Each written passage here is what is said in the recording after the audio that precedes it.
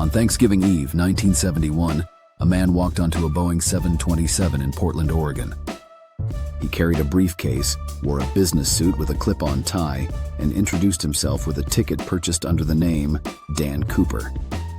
In a few hours, he would hold an entire flight crew hostage, receive $200,000 in ransom, and then vanish into the night sky without a trace. This is the story of D.B. Cooper, the only unsolved case of air piracy in American history. The flight was Northwest Orient Flight 305, scheduled from Portland to Seattle. It was a short trip, only about 30 minutes in the air.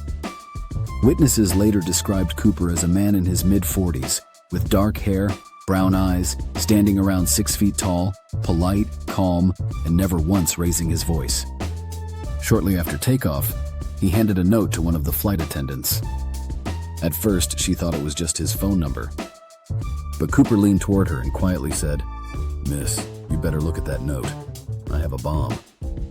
The note demanded $200,000 in unmarked $20 bills, 4 parachutes, and a fuel truck waiting in Seattle to refuel the plane for a getaway. To prove he wasn't bluffing, Cooper opened his briefcase. Inside were wires and red cylinders that looked like dynamite. The flight attendant walked the message to the cockpit. The pilots contacted air traffic control, who relayed the demands to the FBI and airline executives. Cooper told the crew to circle Seattle until everything was ready. For more than 2 hours, the Boeing 727 flew in a holding pattern above Washington state. Passengers thought the delay was due to a mechanical issue. None of them realized their plane was being hijacked. On the ground, the FBI and local authorities scrambled to gather the ransom money and parachutes. Eventually, the plane landed in Seattle. Cooper exchanged the 36 passengers for the money and equipment, keeping only the flight crew on board. Cooper inspected the cash and checked the parachutes. Then he issued new instructions. He wanted the plane to take off again and fly toward Mexico City, but he gave very specific directions: fly low, under 10,000 feet, at a speed of about 200 knots, with the landing gear down and flaps partially lowered. He ordered the cabin depressurized so the rear stairs could be lowered in flight. This detail was crucial. The Boeing 727 had a unique rear stairway that extended from the belly of the plane. Cooper clearly knew about it. Few people outside aviation circles even realized that was possible. At around 8 p.m., somewhere between Seattle and Reno, Nevada, Cooper sent the flight attendant to the cockpit and told her to close the door. The crew later reported a light flicker in the cockpit and then a sudden change in air pressure. The hijacker had lowered the stairs. Flying through stormy weather, with heavy winds and freezing rain, D.B. Cooper jumped into the darkness, carrying 2 parachutes and the bag of cash. When the plane landed in Reno hours later, the crew opened the door to find the aft stairs still lowered and the hijacker gone. The FBI launched one of the largest manhunts in history.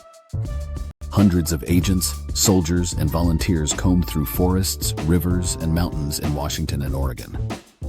Helicopters swept over rugged terrain. Divers searched lakes. Tracking dogs sniffed through the woods. But there was no sign of Cooper, no parachute, no body, and no money. The only physical evidence left behind on the plane was a black clip-on tie with a pearl clasp, 8 cigarette butts, and some fingerprints that proved too smudged to use. For years, investigators tried to retrace the flight path and calculate the likely jump zone. But conflicting reports from the pilots and errors in estimating wind speeds complicated the search. Later analysis suggested the drop zone might have been east of the original estimate, near the Washougal River watershed.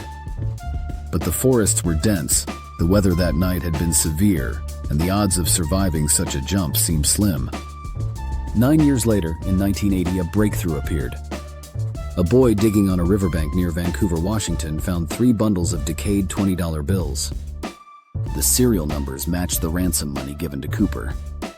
But the bundles totaled only about $5,800, and the discovery raised more questions than answers. Had the river carried the money from Cooper's landing site? Did he bury it there himself? Or did he die in the wilderness, the money scattered by nature? No one could be sure. Over time, the FBI investigated more than 1,000 suspects. Some stood out.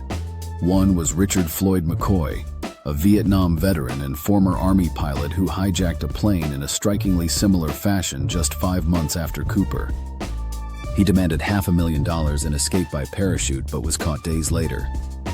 Many believe McCoy was Cooper himself, but the FBI ruled him out, citing differences in appearance and noting that McCoy was serving in the National Guard in Utah on the night of Cooper's hijacking.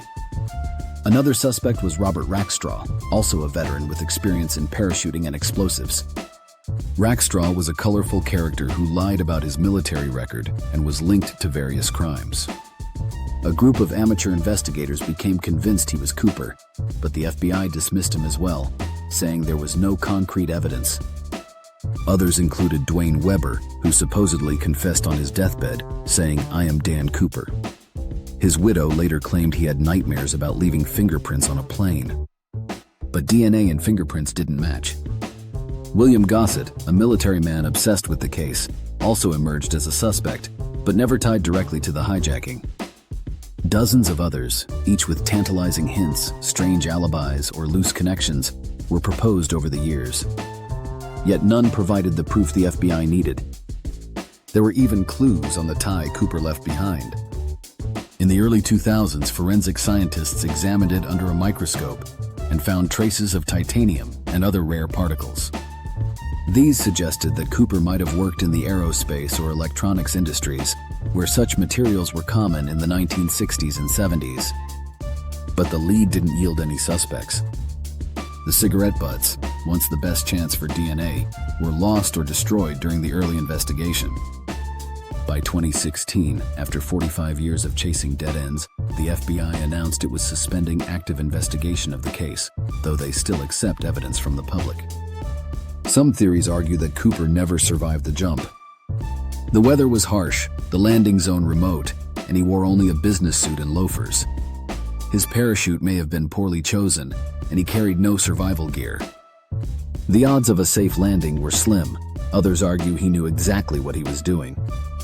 The precision of his demands, his calm demeanor, and his knowledge of the Boeing 727 suggest a skilled and experienced man, perhaps with military training. If he landed safely, he may have blended back into society, hiding in plain sight for the rest of his life. The impact of the hijacking went beyond the mystery. Airlines quickly changed their security protocols. Metal detectors became standard at airports. Baggage screening was introduced. And Boeing added a device known as the Cooper vane to prevent the aft stairs from being lowered during flight. D.B. Cooper, successful or not, permanently altered aviation security. Culturally, Cooper became a legend. Songs, books, documentaries, and movies reference him. People romanticize him as a folk hero, the man who outsmarted the FBI and vanished. Conspiracy theories and amateur sleuth groups still debate his identity. Some dig along riverbanks searching for more money. Others pore through declassified FBI files, hunting for overlooked clues. Every few years, a new suspect emerges, renewing public fascination. Yet the truth remains elusive. The ransom money discovered on the riverbank remains one of the biggest mysteries. Why only a small portion? Why in that location? Some scientists believe the bundles were deposited by the river after years of shifting currents. Others suggest Cooper buried them himself. The rest of the $200,000 has never surfaced. Not a single bill has been definitively traced to circulation. In recent years, new evidence has occasionally reignited interest. The children of Richard McCoy claim to have found a parachute and logbook in their mother's shed that might connect him to the Cooper case. Independent investigators argue that the parachute is extremely rare, maybe even unique. But so far, the FBI has not confirmed any new breakthroughs. As of today, the identity and fate of D.B. Cooper remain one of America's greatest unsolved mysteries. Did he die in the forest, buried beneath decades of leaves and snow?